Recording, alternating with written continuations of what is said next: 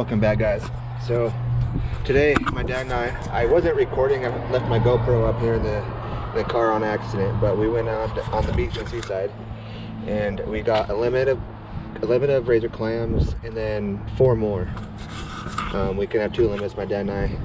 We're going to clean some of them for bait. I'll probably keep 5 or 6 of them, take home and make some clam chowder. But right now we're at the mouth of the Naconacum River. Still pretty low, but the tide's gonna be changing here really soon, and hopefully we're gonna trade some of our clams for starry flounder. Hopefully not a lot of sculpin. Hopefully there won't be a lot of sculpin in here, but the sculpin get pretty big. But yeah, that's what the plan is. Dirty clam gun. Got my wife's car, little Sandy. She told me to take her car, so all right, so we're gonna have some lunch, we're gonna rig up our poles, and then we're gonna get down there on the water. All right, see you in a minute. All right, guys, so decided to keep these 2 big ones right here. These guys are really big. I don't know if they get bigger than that one right there. I really don't. That might be probably the biggest one I've actually been able to get. Then kept this little smaller one. So we kept 3. There's a little hole right here, so they can kind of sit in here and blanch a little bit, and then they're going to be in here like this with the ice we have, and hopefully it won't knock over. I got a few other things like that I could probably put up right here. Do that maybe. Keep them from falling over. And I got this bag and these.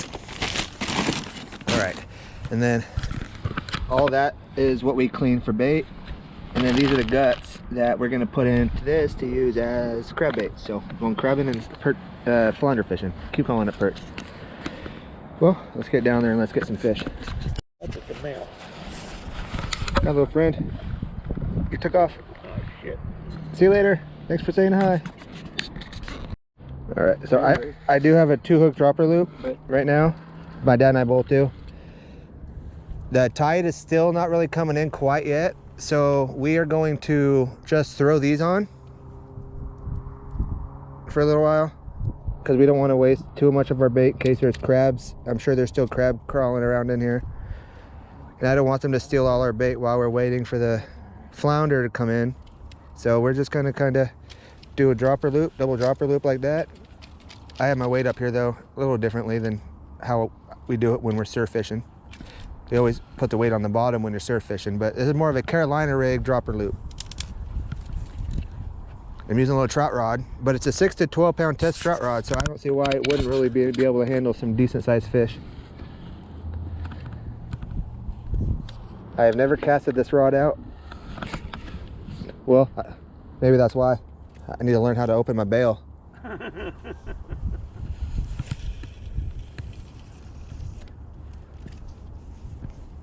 That'll work.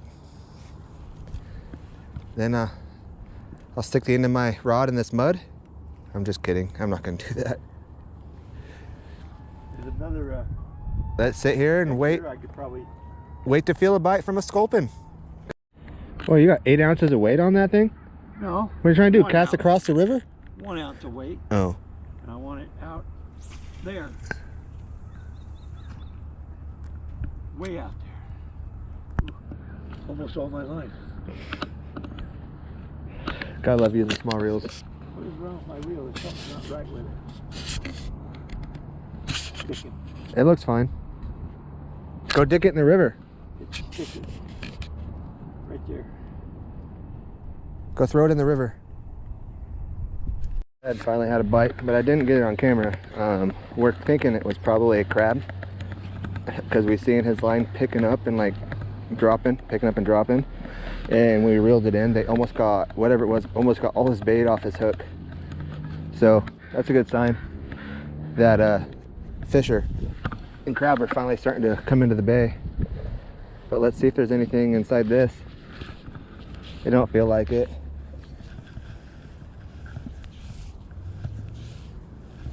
Nah, it's not opening very good when I toss it out. Let's see if it opens now. Yeah, see how it's not opening. Maybe I'll toss it when it is open, like I did last time, like a frisbee. All right.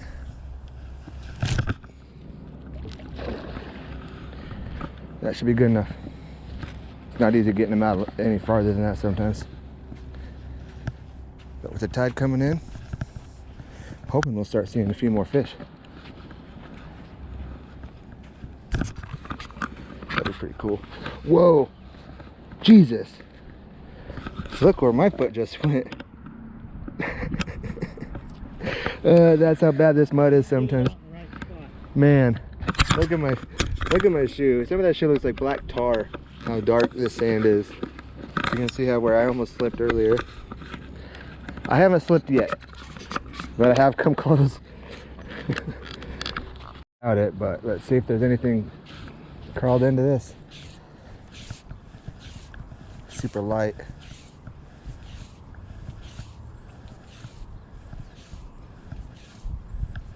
We should have gone to the other side probably.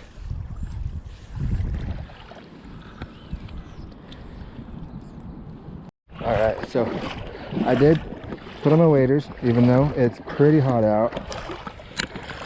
But I've noticed if I'm in the water, I don't stay too hot. And I'm trying to get more out in the channel, so I figured any extra feed I can get will help. But it's gotten pretty deep out here. I still haven't seen no crabs crawling up and in here. So I think the crabs are definitely all the way on the other side. Looks like those people have the right idea in their boat.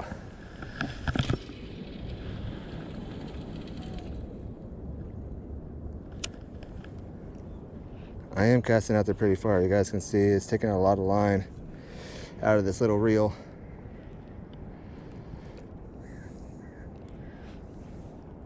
So far, my dad has had that one bite and it messed up his clam on it. But it's really slow, so we're gonna go and take off and go head up the 12th Street Avenue Bridge because we can cast right into the channel on the other side. And hopefully it'll change our luck a little bit. Sure would be nice to catch a fish. So I'm gonna go over there, I'm gonna pull up the crab pot over here, and then we're gonna head over there. And you guys will see us when we're there. All right, here we are at the 12th Avenue Bridge. Oh, look at that little step through. My dad used to have a step through motorcycle like that. Yeah, when my first dirt bike I ever got was a Suzuki 100, and that's what. And that's what my dad was driving on my very first dirt bike. I had a Suzuki 100, and he had a 55 or 50cc step through like that. And we were cruising up the mountains. Man, I was flying at least 50, 60 going down it. Till I realized it was a one-way street, and I'm glad there was no cars going up. I'll just say that, because I'd probably be dead right now. I definitely learned my lesson after that. I was like, I should not be going that fast going down on a one-way road. Let's get to fishing. All right, we're down in the water. Let's see if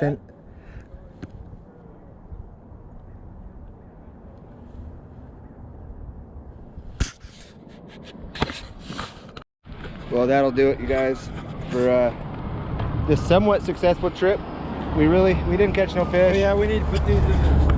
Yeah, we didn't catch any fish. We didn't catch any crab. Well, I don't know about that. I forgot. We have the crab pot there I have to pull. But yeah, it probably wasn't the right time of the year to catch flounder because they're not spawning. But since we were so close to the ocean, I've known of people of catching flounder out of the surf year round. So we were so close to the ocean, we thought we'd give it a shot. I had a second thought earlier about maybe we should have gone surf fishing and hit the surf for perch and whatever we could, but that's next time. But if you guys have stuck with the video this long, thank you. And catch you guys on the next one. All right, got in the car and I realized that I wanted to point out something about trips like this where you don't actually catch a fish. We did really good clamming, so I am taking some clams home, so it's not a complete waste of a trip. But even then, to me, it wouldn't be a waste of a trip. Me and my dad had a really good experience. To me, it's about the experience and the adventures that you have, and you learn a lot. We found out that on that side of the river, it's pretty shallow compared to the other side. So next time, pretty much, we're going to be going to our normal spot where we fish for flounder, but we're going to wait until the summertime hits when the flounder are actually spawning. Probably should have went out and surf fished, but that's all right. sometimes trips like this are still not all about actually catching fish. But I just wanted to point that out, and I'll catch you guys on the next one. Peace.